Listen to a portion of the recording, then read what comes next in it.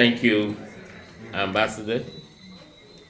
Thank you also. Thanks go along also to the staff of the Embassy of Cuba, all of my Cuban families and friends.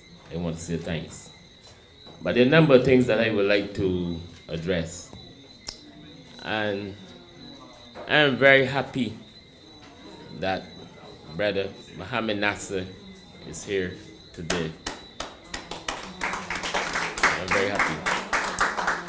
In 1984, when I visited Cuba for the very first time, I was working with Brother Nasser and our brother Bobby Clark asked Nasser if he would grant me the leave, and Nasser granted me the leave so I can go to Cuba in September in 1984, and that was my very first visit to Cuba.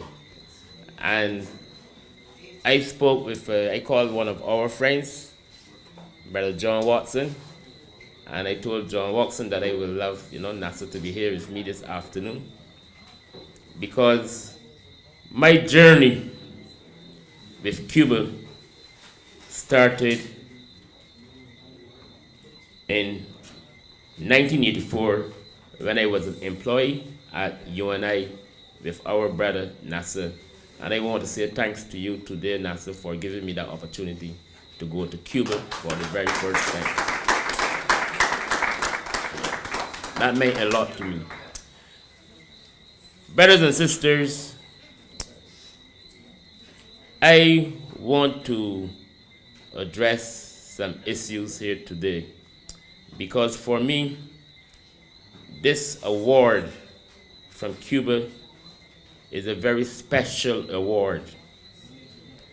And there's a very strong reasoning behind what I'm going to say here today. Because we have big men and women who like to celebrate awards from the King and Queen of England to become lords and sirs. But that's an insult to our ancestors. It's an insult. You know why? They are responsible for the murdering of our African family during slavery. They murdered our families, robbed our people, and developed their country and underdeveloped our people. So how can you accept an award from a king or a queen of England?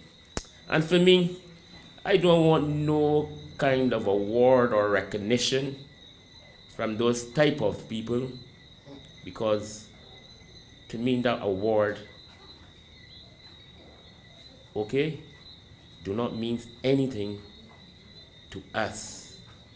Because sometimes when you sit by yourself and you reflect on your history, you can feel the blood in the street.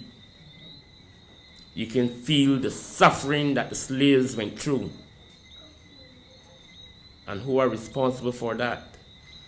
The senior royal family that is honoring big men and women who should know better. I feel proud today, Ambassador, to receive an award from a revolutionary country. That means a lot to me. That means a lot to our people. Because I'm not receiving this award only for David Denny, but I will explain that later. I receive an award from a country that helped liberate Africa, not enslave Africa. I receive an award from a country that have offered academic scholarships to our African brothers and sisters at primary, secondary, and tertiary level. That is the kind of award I'm receiving here today. I receive an award from a country that saved many lives during the COVID-19 period. I receive an award from a country that went into South Africa and defeated a racist government and helped to create the conditions for Namibia to gain its independence. I received an award from a country that shed its blood in that liberation struggle in Southern Africa and other African states for our African liberation. And that's the kind of award I'm receiving here today. And when I receive this award, Ambassador, it represents not only the work of David Denny, it represents the work of Norman Farrier, a man who brought the first Grandma newspaper to me. Grandma is a Cuban newspaper in English in the 1970s. It represents the work of Babu Ricky Paris. It represents the work of Francis Bell. It represents the work of Bobby Clark. It represents the work of our brothers like Trevor Prescott and others who were working at the climate pain movement in Reed Street. It represents the work of Leroy Harewood, Calvin Allen from the PPM. It represents the work of all of our progressive brothers and sisters in Barbados who were on the front line.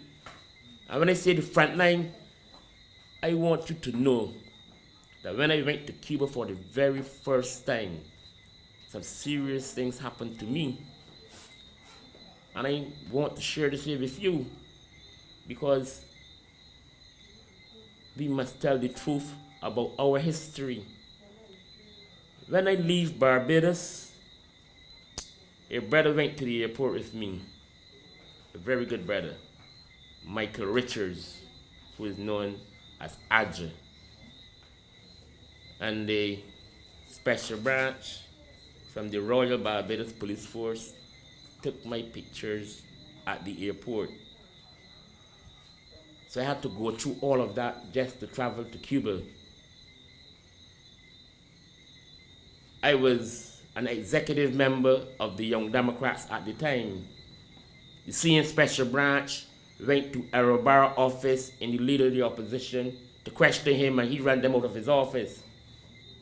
They went to, I'm calling his name because he's no longer with us. But there's also a brother, I don't want to call his name because he's still alive. But they went to a brother who I was working with to also question him about my travel to Cuba in 1984. And I went through that during the 1980s. Ambassador, the police used to come and stand up by my mother's house every morning. You know, I went through all of that, Philip. I remember when I used to live in a place called Nurseland in Bushall. Police pushed the door and come into my house and said that a brother, Trevor Clark, I don't know if you remember Trevor Clark, called them and said something had happened to me, and they come in, but they come to check on me because they used to stand outside my house every morning. So I went through all of that just because I was going to Cuba, and I went to Cuba to participate in a trade union program at the Lazarus Pinion School. So for me, this award represents all of that. Today, people traveling to Cuba and nobody paying them any attention. Okay? So it is men like myself, Ricky Paris, Trevor Prescott, David Commisson, and others who break the backs in Barbados for people to respect Cuba today. I remember when we formed the Clement Payne Labor Union, Trevor, when the police went into David Commerson's house and searched him with his children.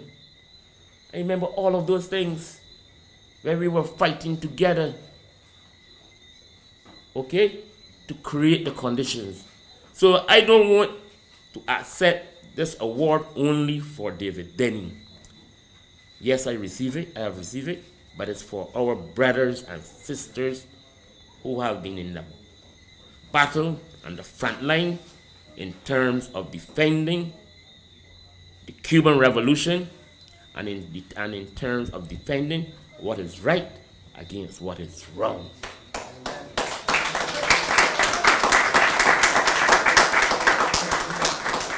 So I will wear my awards and hold my head up high, because no queen or king gives me this award. The people who give me this award saved many lives in Africa, saved many lives in Latin America, saved many lives in the Caribbean, saved many lives in Asia. Okay? At this present moment, when the Palestine people are dying, you have Palestine students in Cuba and Venezuela. Okay? So for me, this is a revolutionary award, and an award that I think makes sense. Makes sense. So my brothers and sisters, I want to say thanks to the government and people of Cuba for giving me this award. There are several people in Barbados who have received awards through the Caribbean from Cuba. In fact, our brother Bobby Clark have received, David Commerson have received also. And let me say thanks on behalf of Bobby Clark and David Commerson, also and David Abdullah and our other brothers and sisters in the region who have received awards from Cuba. I want to say thanks. And Ambassador, I am in this until death. I will continue to defend the Cuban Revolution until death. Don't bring no priest next to my bed and tell me about praying and for me to give up on the Cuban Revolution. Look, when I went to Santiago de Cuba, and I had the opportunity to visit where Fidel body is and whatever is there, and the monument is there for Fidel. I realized that the Cuban people respect those heroes to the extent that every half an hour there's a ceremony. There's a ceremony right by where Fidel is in Santiago. Every half an hour the soldiers come march. There's the torch burning there, and they do a ceremony and a march past every half an hour, every day. That is respect. And you know why they're doing it? Because of Fidel's contribution, not only for Cuba, but the international solidarity work is very important. You imagine that you have to fly from Barbados all into Angola to fight a war to help liberate African people. That's what Cuba did. That ain't easy. Cuba's a third world nation with a very serious political and economic embargo by the United States of America. Yeah. So you can imagine if there was no embargo, what Cuba would have been able to do for humanity. Yes. And that's why I feel so proud to receive an award from a revolutionary country.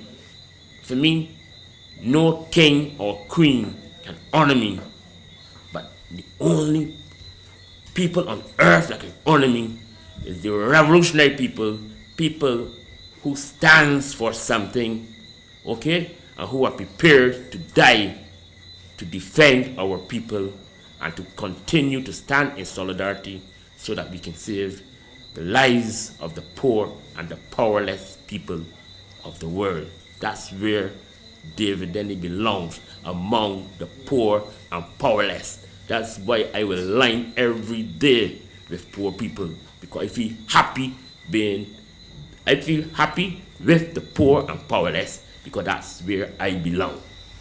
Thank you, my brothers and sisters. Thank you, Cuba. Long live the Cuban Revolution. Long live the unity between Cuba and the Caribbean. Forward ever, backward never, the words of our brother Maurice Bishop. Thank you. I only want to add that Cuba and the Cuban Revolution will be always there for people like you that defend Cuba with their souls and with their hearts. Thank you so much. Thank you.